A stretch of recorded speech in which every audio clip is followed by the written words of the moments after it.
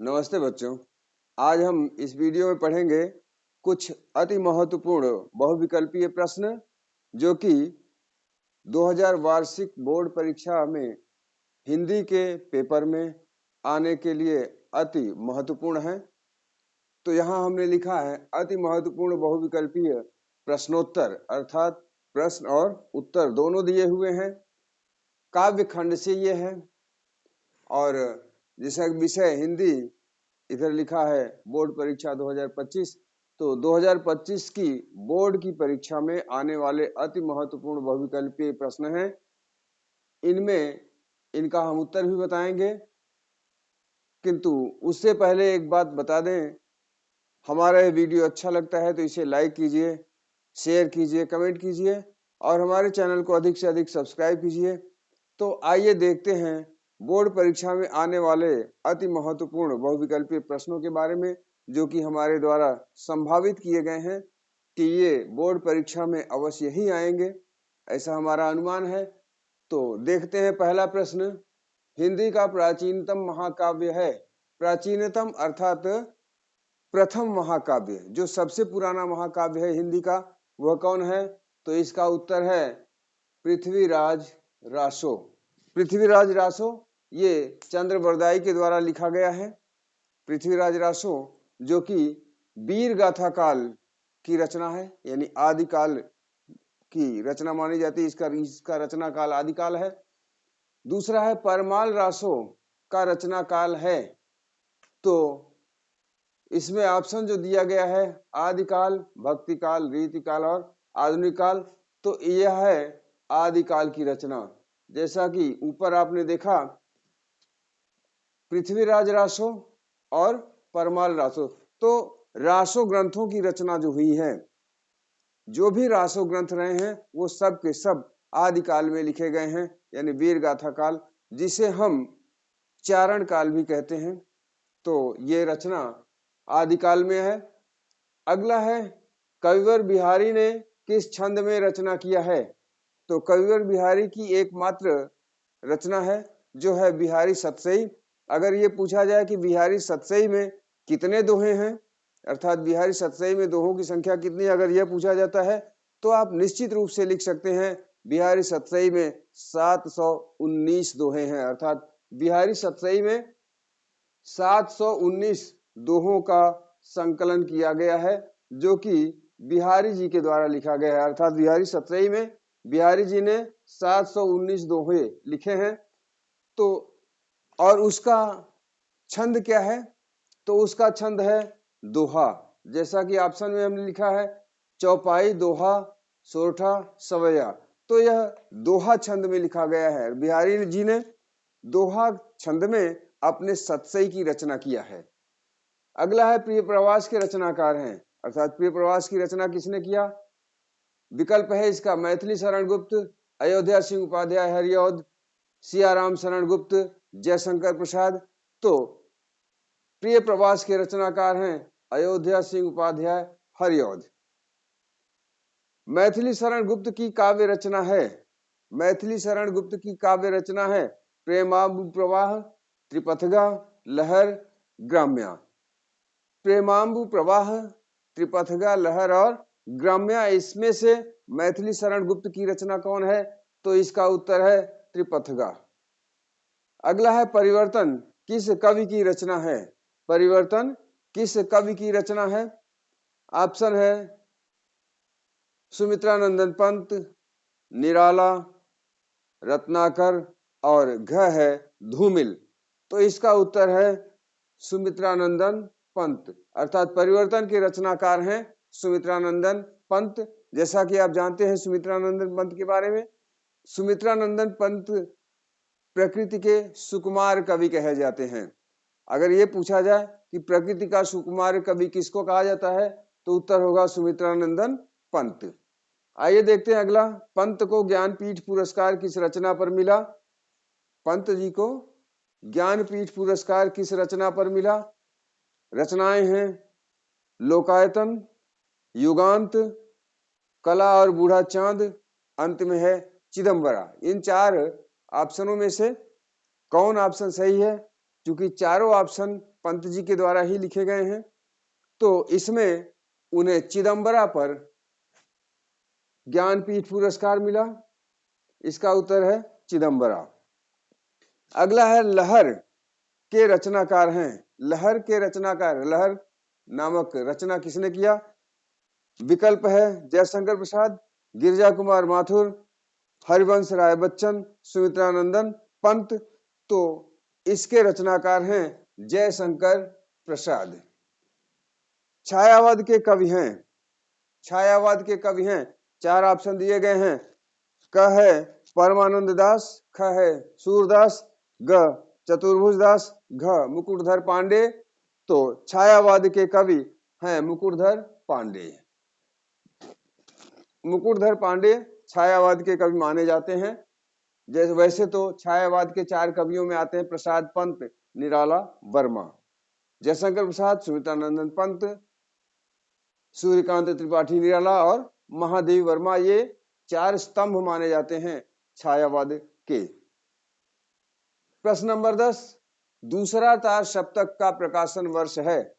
दूसरा तार सप्तक का प्रकाशन वर्ष है क 1959, ख 1954, ग 1951, घ 1957।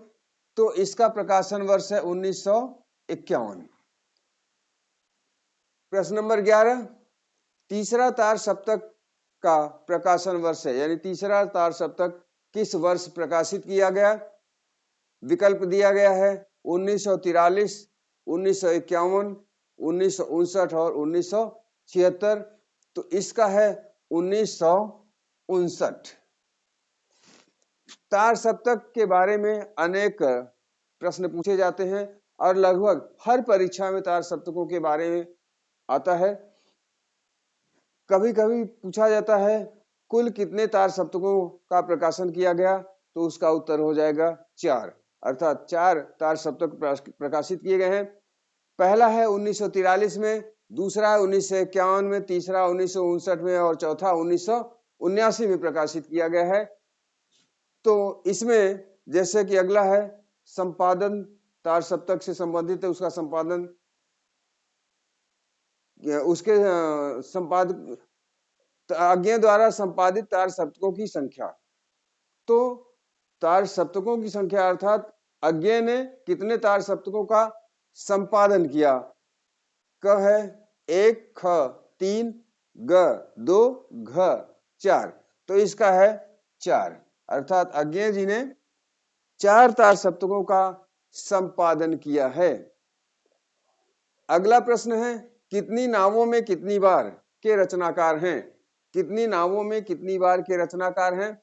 क अज्ञा, ख गिरिजा कुमार माथुर, ग हरिवंश राय बच्चन और घ सुमित्रानंदन पंत। तो कितनी नावों में कितनी बार के रचनाकार हैं? अज्ञा।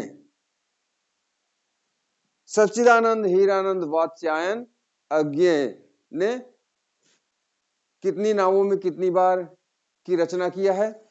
हम तार सप्तकों के बारे में बता रहे थे, तो जैसा कि हमने अपने आगे की वीडियो में बताया है कि कुल 4 तार सप्तकों का संपादन किया गया अज्ञा जी के द्वारा, और इन 4 तार सप्तकों में हर एक तार सप्तक में अलग अलग 7 कवियों की रचनाओं का समाकलन किया गया, समावेश किया गया। और पहला तार सप्तक 1943 में, दूसरा 1951 में, तीसरा 1959 में और चौथा 1979 में प्रकाशित किया गया। तो ये तार सप्तकों पर आधारित प्रश्नों के उत्तर रहे। अगला है रसरथी किस कोटि की रचना है? अर्थात रसरथी किस काव्य विधा में लिखी गई है? तो क है महाकाव्य, ख खंड काव्य, ग मुक्तक, घ नाटक। तो रसरथी खंड काव्य है। जैसा कि कक्षा 12 के बच्चों को उत्तर प्रदेश बोर्ड की परीक्षा में एक विषय के रूप अर्थात हिंदी के एक भाग के रूप में पढ़ाया जाता है, जिसे खंड काव्य के अंतर्गत लिया गया है। अर्थात रश्मिरथी नामक खंड काव्य कक्षा 12 के बच्चों को पढ़ाया जाता है। इस पर आधारित प्रश्न भी आते हैं। अगला है बादल को घिरते देखा है के रचनाकार हैं। बादल को घिरते देखा है के रचनाकार हैं। क मुक्तिबोध, ख नागार्जुन, ग त्रिलोचन और घ अज्ञेय। तो बादल को घिरते देखा है के रचनाकार हैं नागार्जुन। प्रश्न नंबर 16, प्रगतिवाद के प्रमुख कवि हैं। प्रगतिवाद के प्रमुख कवि हैं। क नागार्जुन, ख मैथिली शरण गुप्त, ग महादेवी वर्मा और घ भारतेंदु हरिश्चंद्र।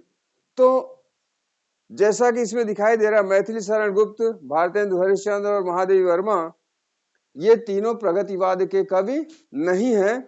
तो प्रगतिवाद के कवि हैं कौन? नागार्जुन। नागार्जुन जी प्रगतिवाद के प्रमुख कवियों में से एक माने जाते हैं। प्रश्न नंबर 17, मास को अभी दूर है के रचनाकार हैं। क त्रिलोचन, ख राम स्वरूप शर्मा, ग हरिवंश राय बच्चन, घ शिवमंगल सिंह सुमन। तो इसमें दिया है मास को अभी दूर है कि रचनाकार कौन है? तो मास को अभी दूर है कि रचनाकार है शिवमंगल सिंह सुमन। शिवमंगल सिंह सुमन ने मास को अभी दूर है नामक शीर्षक से काव्य रचना किया। प्रश्न नंबर 18 और ये अंतिम प्रश्न है, तो देखते हैं इस प्रश्न को। प्रगतिवादी काव्यधारा के प्रमुख कवि हैं। अर्थात प्रगतिवादी काव्यधारा, प्रगतिवादी काव्यधारा एक धारा के रूप में प्रगतिवाद को लिया गया। तो इसमें ऑप्शन दिया हुआ है क केदारनाथ अग्रवाल, ख सूरदास, ग तुलसीदास, घ चंद्रवरदाई। जैसा कि इसमें से आप देख रहे हैं, चंद्रवरदाई तो हो नहीं सकते क्योंकि ये वीर गाथा काल के कवि रहे हैं, और सूरदास भक्ति काल के हैं, तुलसीदास भी भक्ति काल के हैं। तो बचा कौन? केदारनाथ अग्रवाल। तो केदारनाथ अग्रवाल प्रगतिवादी कवि हैं, प्रगतिवादी काव्यधारा के कवि माने जाते हैं केदारनाथ अग्रवाल। तो इस प्रकार से हमने आपको कुल 18 प्रश्न इसमें बताया। इन 18 प्रश्नों में से कोई भी प्रश्न ऐसा नहीं है जो परीक्षा की दृष्टि से अति महत्वपूर्ण न हो। ये सारे के सारे प्रश्न परीक्षा की दृष्टि से अति महत्वपूर्ण प्रश्न हैं, और इनमें से कोई भी प्रश्न परीक्षा में आ सकता है। और जैसा कि आप जानते हैं, हर एक प्रश्न पर 1 नंबर निर्धारित होता है। जैसा कि 12 के बच्चों को या 10 के बच्चों को जो भी हो, उनमें वैकल्पिक प्रश्न जो आते हैं 1-1 नंबर के आते हैं, और हर एक प्रश्न 1 नंबर का है। और इस प्रकार से हमने 18 प्रश्न आपको दिए। तो इसी के साथ हमारा यह वीडियो समाप्त होता है। मिलते हैं जल्द ही हम दूसरे वीडियो में, तब तक के लिए धन्यवाद।